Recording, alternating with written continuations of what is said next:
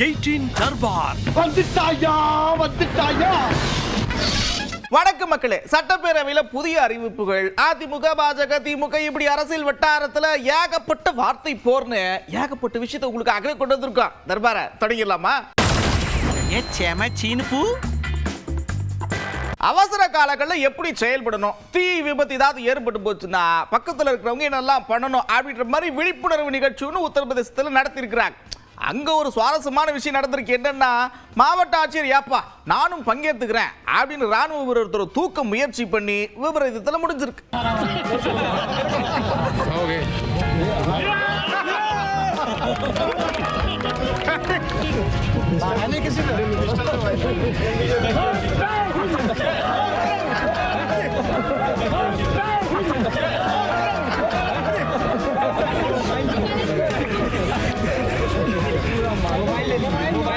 ஒரு பக்கம் ஏகப்பட்ட விஷயங்கள் நடந்துகிட்டே இருக்கு. அடுத்து புல்லட் ட்ரெயினுக்கான சாத்தியக்கூறுகள்ல ஆய்வு பண்ணிக்கிட்டு இருக்கிறாங்க.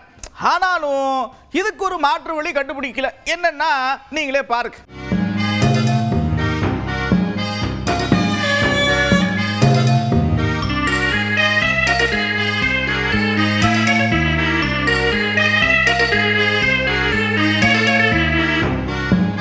அடுத்ததா இந்த ஆண்டு ரொம்ப முக்கியமான வருஷம் பார்த்துங்க, தேர்தல் ஆண்டு. சட்டப்பேரவையில் பேசின முதலமைச்சர் ரொம்ப சந்தோஷமா பேசியிருக்கிறார்.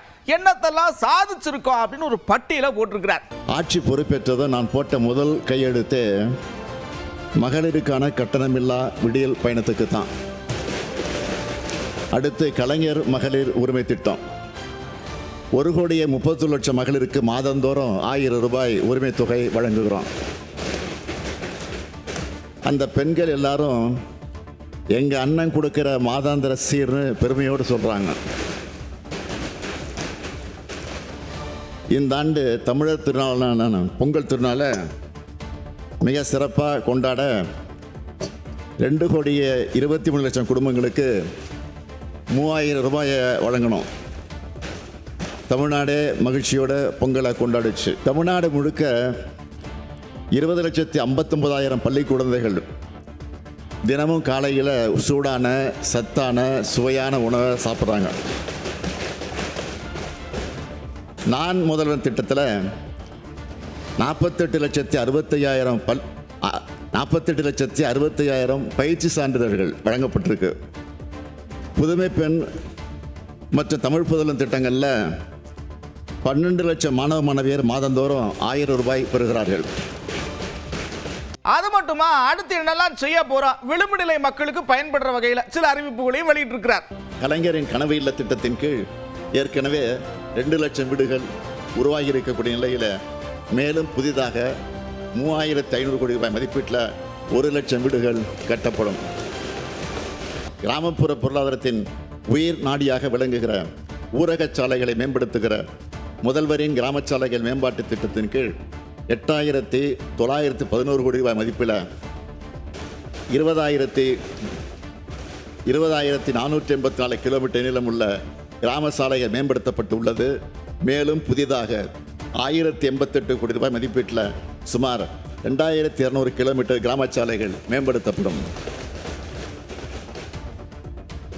மூன்றாவது அறிவிப்பு, ஏழை மற்றும் விளிம்பு நிலையில் வாழும் மக்களை பாதுகாக்கும் சமூக பாதுகாப்பு திட்டத்தின் கீழ் ஏற்கனவே 33,60,000 மேற்பட்ட மூத்த குடிமக்கள், மாற்றுத்திறனாளிகள், கைம்பெண்கள், விவசாய தொழிலாளர்கள், விவசாயிகள், கணவனால் கைவிடப்பட்ட ஆதரவற்ற பெண்கள் மற்றும் 50 வயதுக்கு மேற்பட்ட ஆதரவற்ற திருமணமாகாத பெண்கள் மாதாந்திர ஓய்வூதியம் பெற்று வரும் நிலையில் உங்களுடன் ஸ்டாலின் திட்டத்தின் கீழ் அளித்த விண்ணப்பங்கள் உள்ளிட்ட கோரிக்கைகளின் அடிப்படையில் கூடுதலாக 1,80,000 நபர்களுக்கு மாதாந்திர ஓய்வூதியம் வழங்கப்படும்.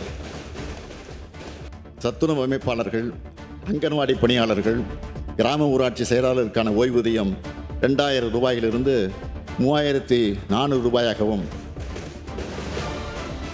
பணி நிறைவின் போது அவங்களுக்கு வழங்கப்படும் ஒட்டுமொத்த தொகை 1 லட்சம் ரூபாயிலிருந்து 2 லட்சம் ரூபாயாகவும் உயர்த்தி வழங்கப்படும். ஏங்க நாங்க எவ்வளவு பண்ணியிருக்கோம் தெரியுமா?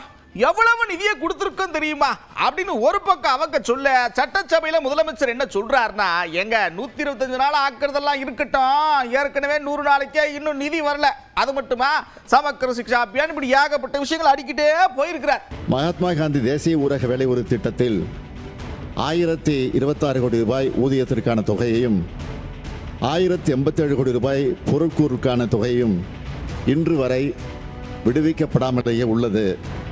ஒவ்வொரு ஆண்டும் இதே நிலைதான்.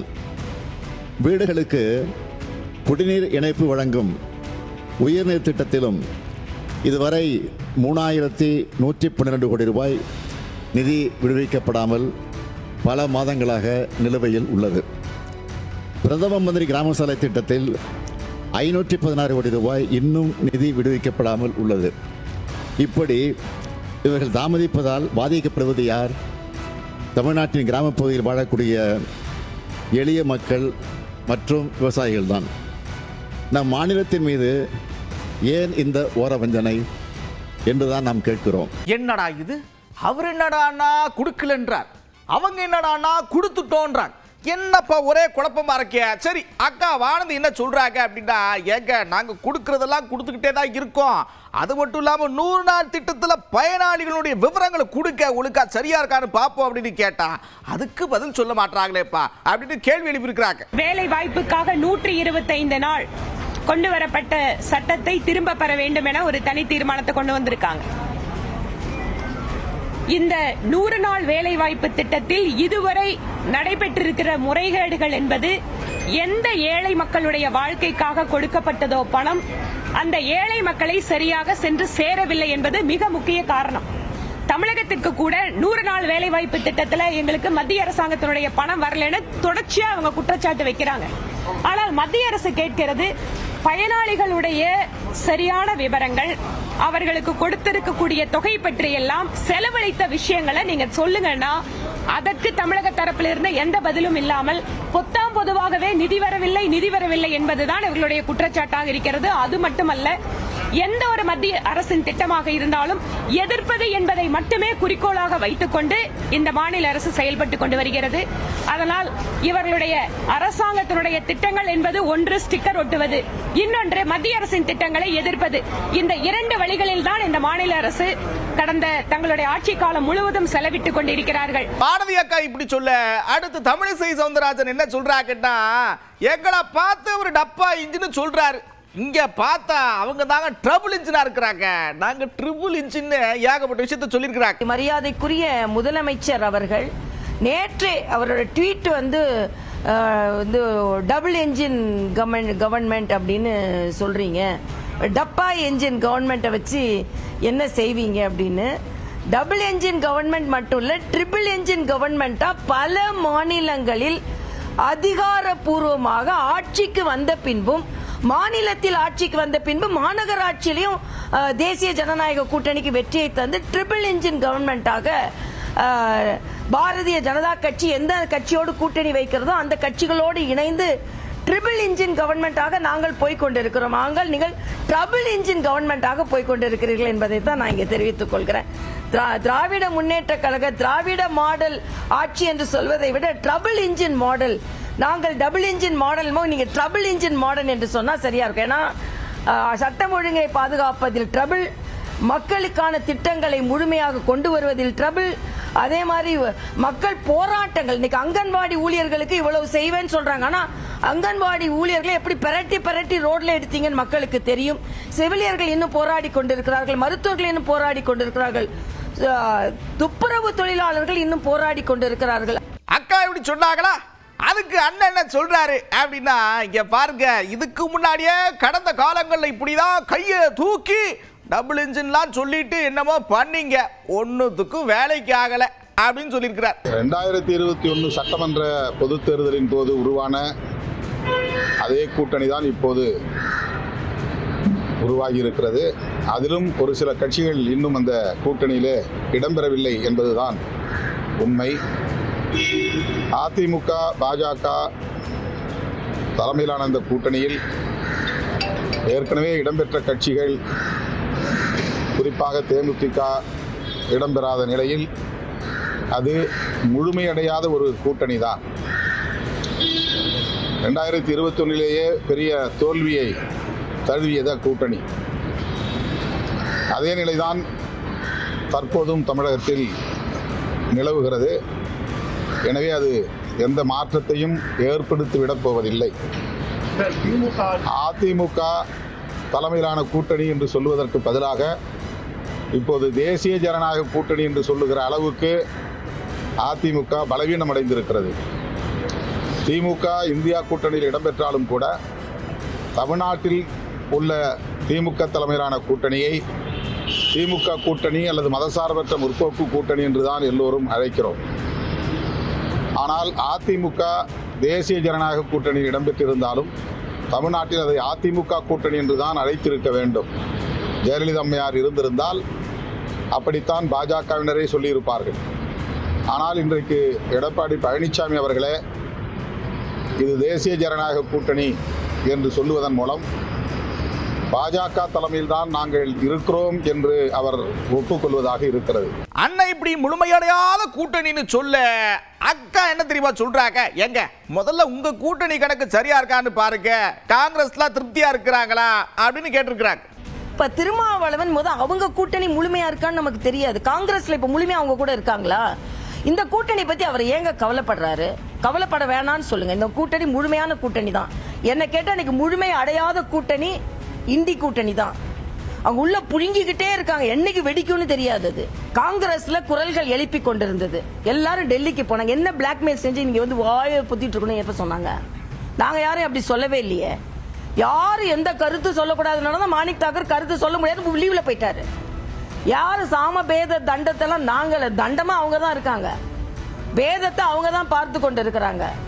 அதனால நாங்க வந்து இப்ப பேதம் என்ன, இந்துக்களுக்கு நாங்க வந்து வாழ்த்து சொல்ல மாட்டோம். பேதம் தண்டம் தண்ட ஆட்சி நடக்க கொண்டு ஆர்வம் மிகுதி உங்ககிட்ட இருக்கிற ஆர்வம் இருக்கே, பயங்கர ஆர்வம் மிகுதியில் இருக்கிறீங்க. அதுக்கெல்லாம் நேரம் வருவப்பா. அப்போ நானே சொல்லுவேன், அதுக்குள்ள இப்படி திரும்ப திரும்ப அதையே கேட்டுக்கிட்டு இருந்தா எப்படின்னு ஒருத்தங்க சொல்லியிருக்கிறாங்க. என்ன கேள்வின்னு பாருங்க. எலெக்ஷன் டேட் அறிவிச்சிட்டாங்களா? யார் யார் எந்த தொகுதி அறிவிச்சிட்டாங்களா? வேட்பாளர் அறிவிச்சிட்டாங்களா? நிறைய டைம் இருக்கு. பிரஸ் பீப்புள் நீங்க தான் ரொம்ப வந்து ஈகரா இருக்கீங்க. பட் நிறைய டைம் இருக்கு. February 20th பிறகுதான் டேட் டிக்ளேர் பண்ண போறாங்க. So we have lot of time.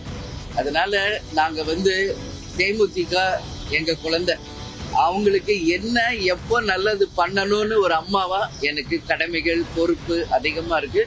அதனால உரிய நேரத்துல எல்லாருமே போற்றக்கூடிய ஒரு நல்ல கூட்டணியை நிச்சயமாக அமைப்போம் என்பதை மட்டும் இந்த நேரம். ஆளாளுக்கு அவங்களுக்கு நாங்க தான் போட்டி, இவங்களுக்கு நாங்க தான் போட்டி, இருமுனை போட்டி, 4 முனை போட்டின்னு யாருக்கு யாரு போட்டின்னு சண்டை போட்டுக்கிட்டு இருக்க. இங்க ஒருத்தர் என்ன சொல்றாருன்னா, என் ரூட்டு தனி ரூட்டு, எனக்கெல்லாம் போட்டியே கிடையாதப்பா, இந்திய துணை கண்டத்திலே கிடையாது அப்படின்றார். இதுல அவங்க தெளிவாக தான் சொல்றாங்க, எனக்கு யாரும் போட்டி, எனக்கு போட்டி இருக்கா, என் கருத்துக்கு போட்டி இருக்கா? ஒருத்தர் இருமொழி கொள்கைன்பாரு, ஒருத்தருக்கு கொள்கைனாவே என்னன்னு தெரியாது. நான் ஒரே மொழி கொள்கை தமிழ், என் உயிர் மொழி கொள்கை தமிழ். எம்மொழியும் கற்போம் நாங்கள் வாழ, எங்கள் மொழி தமிழில் கற்போம் எங்கள் இனம் வாழ. இந்த கோட்பாடு யாராவது சொல்லுவாங்களா? அவர்கள் திராவிடர்கள் என்கிறார்கள், நாங்கள் தமிழர்கள் என்கிறோம். அப்போ அவர்களுக்குள்ளதான் போட்டி. அவர்கள் ஊழல் லஞ்சம்ங்கிறாங்க, நாங்கள் உண்மை நேர்மைங்கிறோம். ஓட்டுக்கு காசு கொடுக்குற கட்சிகளுக்குள்ள போட்டி. அப்போ அவங்க சரியா தானே சொல்றாங்க. நான் வாக்குக்கு காசு கொடுக்க மாட்டேன். அவங்க ஒரு தொகுதிக்கு 30 கோடி 15 கோடி 20 கோடின்னு செலவு பண்ணுவாங்க. நான் அந்த வட்டி காசை கூட செலவு பண்ண எங்களுக்கு வசதி இல்லை. அப்போ வேற தானே, நாங்கள் அந்த போட்டியில் இல்லை தானே. ஏதாவது சரிதான் அண்ணன் சொல்றது, போட்டியில் இல்லை. அவங்க எனக்கு போட்டி இல்லை, எனக்கு யாருங்க போட்டி? அதாவது ஒரு விஷயம் மட்டும் தெளிவா தெரியுது, பாஜக தொடர்பா பேசுறதுக்கு அவரு பயப்படுற மாதிரி தெரியுது. ஏன்னா இவ்வளோ பெரிய விஷயம் நடந்துகிட்டு இருக்கு. உண்மையா இல்லையா, நீதிமன்றமா மத்திய அரசா, இது எதையாச்சும் சொல்லணும்ல, எதுவுமே சொல்ல மாட்டேங்கிறான்னு பார்க்குறப்ப அவர் பயப்படுறார் அப்படின்னு சொல்லியிருக்கிறார் அண்ணன். இதில் வந்து அரசியல் தலையீடு இருக்கிறது என்கிற விவாதங்கள் நடைபெற்று கொண்டிருக்கின்றன. அப்படி அரசியல் தலையீடு, குறிப்பாக பாரதிய ஜனதா கட்சி தலையீடு இருக்கிறது என்றால் விஜய் அவர்கள் அதை வெளிப்படையாக பேசியிருக்க வேண்டும், பேச வேண்டும். ஆனால் அவர் மௌனித்திருக்கிறார். அவரை தடுப்பது எது என்கிற கேள்வி எழுகிறது. நீதிமன்றங்கள் மட்டுமே இதில் நெருக்கடி தருகிறதா அல்லது பாஜகவும் சேர்ந்து அவருடைய திரைப்படம் வெளியாகாமல் தடுப்பதற்குரிய நெருக்கடியை தருகிறதா என்கிற கேள்விக்கு விஜய் அவர்களால் மட்டும்தான் பதில் சொல்ல முடியும். ஒன்று மட்டும் வெளிப்படையாக தெரிகிறது, அவர் பாஜகவையோ அல்லது மோடி அரசையோ வெளிப்படையாக எதிர்க்க தயாராக இல்லை, அச்சப்படுகிறார் என்பது மட்டும் தெரிகிறது.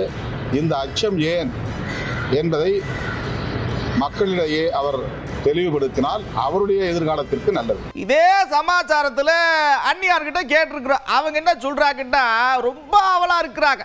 இந்த கேள்வி எல்லாத்தையும் அவரை உட்கார வச்சு ஒரு செய்தியாளர் சந்திப்பு நடத்தி கேட்டு கொடுங்கப்பா, எங்களுக்கு பார்க்க ஆர்வமா இருக்கு அப்படின்னு சொல்லியிருக்கிறாங்க. எங்களுக்கு மட்டும் இருக்காதா என்ன? கொடுத்தா கேட்க மாட்டோமா? சட்டம் தன் கடமையை செய்யுங்க. இது அரசியலுக்காக பண்றாங்களா, இல்ல பர்சனலா பண்றாங்களா, இல்ல உண்மையிலேயே அந்த படங்கள்ல ஏதாவது இருக்கா அப்படிங்கிறது விஜய் தான் பதில் சொல்லணும். அவருக்கு பதில் நான் இங்க பதில் சொல்ல முடியாது. இதுக்கு உரியவர் பதில் சொல்ல வேண்டியவர் விஜய். எனவே சட்டம் தன் கடமையை செய்யும். அதுதான் நான் சொல்ல போறேன். விஜயை ஒரே ஒரு பிரஸ் மீட்டு கூட்டி உங்க எல்லா டவுட்ஸும் அவர்கிட்ட நீங்க கேட்கணும். அதை தெரிஞ்சுக்க நானும் அவங்கள மாதிரி ஆர்வமா இருக்கேன். சரிங்களா? அடுத்ததா அக்கா ஒரு விஷயத்தை சொல்றாங்க பாருங்க, விசில் இருக்கு, என்டிஏ கூட்டணியில விசில் இருக்குன்னு சொல்லியிருக்காங்க. ஏப்பா என்னப்பா சொல்ற, நாங்க அந்த மாதிரி எதுவுமே முடிவெடுக்கலையான்னு நிறைய பேர் நினைக்கலாம். ஆனா அக்கா சொல்லியிருக்காங்க என்டிஏ கூட்டணியில விசில் இருக்கு. அது சட்ட ரீதியாக நடவடிக்கைப்பா. வர வச்சுக்கிட்டே இருந்தேன். அவர் அங்க வர வைக்கிறது இங்க வர வைக்கிறதுக்காக இல்ல. அதாவது அரசியல் ரீதியா என்ன வேணாலும் நடக்கலாம். விசில் எங்களுக்கு இப்ப உடனே தேவையில்லைப்பா. எங்கள்கிட்ட விசில் இருக்கு. குக்கர்ல விசில் இருக்குல்ல, அதனால இப்ப குக்கர் விசில் எங்ககிட்ட இருக்கு. அதை பத்தி யாரும் கவலைப்பட வேண்டாம். நீங்க விசில் உடனே நீங்க தேவையான்னு கேட்டா எங்ககிட்ட இப்ப ஒரு விசில் இருக்கு, குக்கர்லயும் விசில் இருக்குல்ல அப்படின்னு நான் சொன்னேன். அதாவது ஒண்ணு விளங்கிக்கிடணும், மீனம்பாக்கம் இருக்கிறப்ப பரந்தூர் எதுக்கு? ஏற்கனவே ஏகப்பட்ட துறைமுகங்கள் இருக்கிறப்ப புதுசா ஒண்ணு எதுக்கு? எல்லாம் ஆசை, பேராசை பேராசை அப்படின்னு சொல்லியிருக்கிறாரு அண்ணன். சாமிக்கு பேசுவியே, வாழுகிற பூமிக்கு பேசுற ஒரு கட்சி சார். நான் மலையை பேசுனா, மரத்தை பேசுனா, கடலை பேசுனா, மணலை பேசுனா, தண்ணீரை பேசுனா சிரிக்கிறீங்க.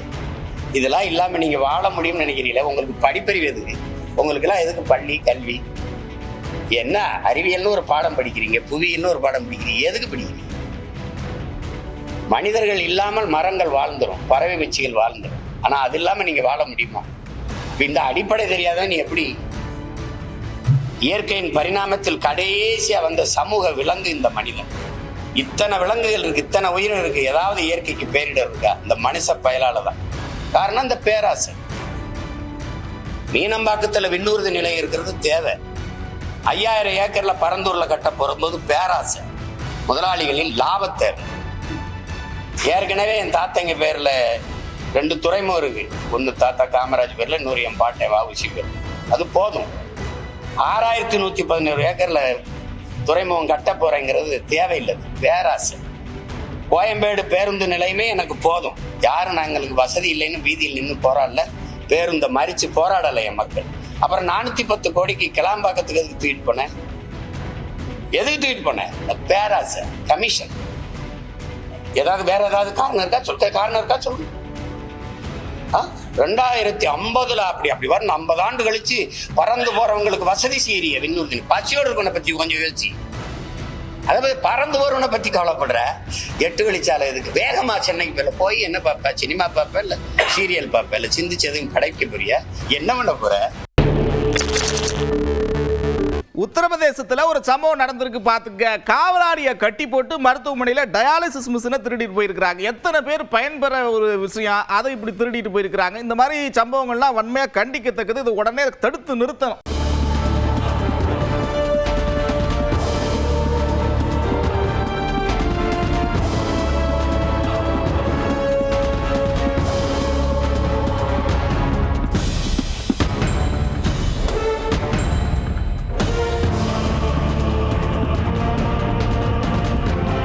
அடுத்து இங்க பாருங்க ஒரு விபத்தை. சொன்னா கேட்கிறாங்களா? ரோடு அப்படி இருக்காப்பா, ரோடு கண்டிஷனை பார்த்து வேகமா ஓட்டுறதா ஸ்லோவா ஓட்டுறதான்னு முடிவு பண்ணணுமாப்பான்னு கேட்கிறாங்களா? வலிக்கு வேண்டுதல் வச்ச மாதிரி ஒரு 10 பேர் விழுந்திருக்கிறாங்க.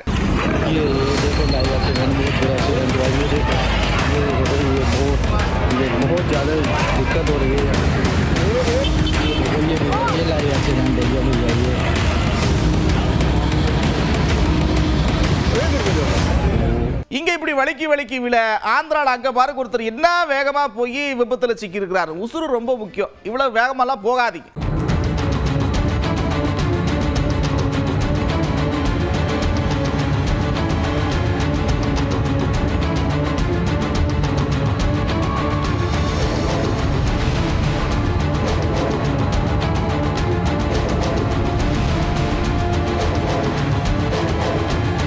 நம்மளை நோக்கி ஒரு பெரிய ஆபத்து வருது, எல்லாம் தாழ்வான பகுதிக்கு போங்க அப்படின்ற மாதிரி ஒரு சம்பவம் கோயம்புத்தூர்ல நடக்குது. அப்பப்போ நடக்குதா என்னடா ஏதோ பெருசா ஒரு உருவம் தெரியுதேன்னு பார்த்தவர் தூக்கத்துல பீதி அடிச்சு போயிருக்கிறார். அத்தாதண்டு யானை விட்டாம்பார் ஓட்டுன்னு வீட்டுக்குள்ள போய் ஒளிஞ்சிருக்கிறார். மக்கள்லாம் பயங்கரமா பீதி அடைஞ்சிருக்கிறாங்க. வனத்துறை கொஞ்சம் நடவடிக்கை எடுக்கணும்னு கோரிக்கை வச்சிருக்கிறாங்க.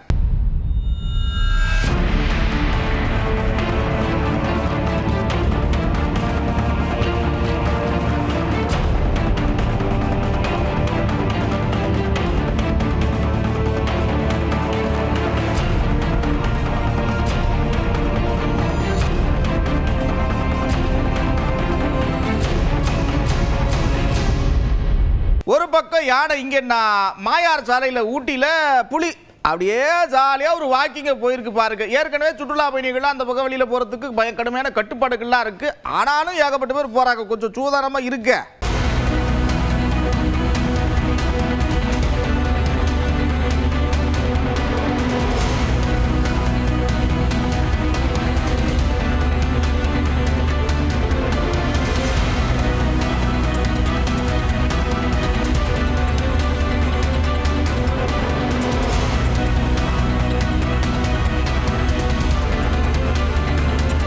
அப்புறம் என்ன ஜாலியாக சிரிச்சுட்டே ரசிச்சே பார்த்துருப்பீங்க. நான் கடை முறை நேரம் வந்துருச்சு. மறுபடியும் இதே மாதிரி ஒரு தர்பாரில் உங்களை சந்திக்கிறேன். அதுவரை விடைபெறுவது நான் நந்தா. இது 18 தர்பார். 18 தர்பார் வந்துட்டாயா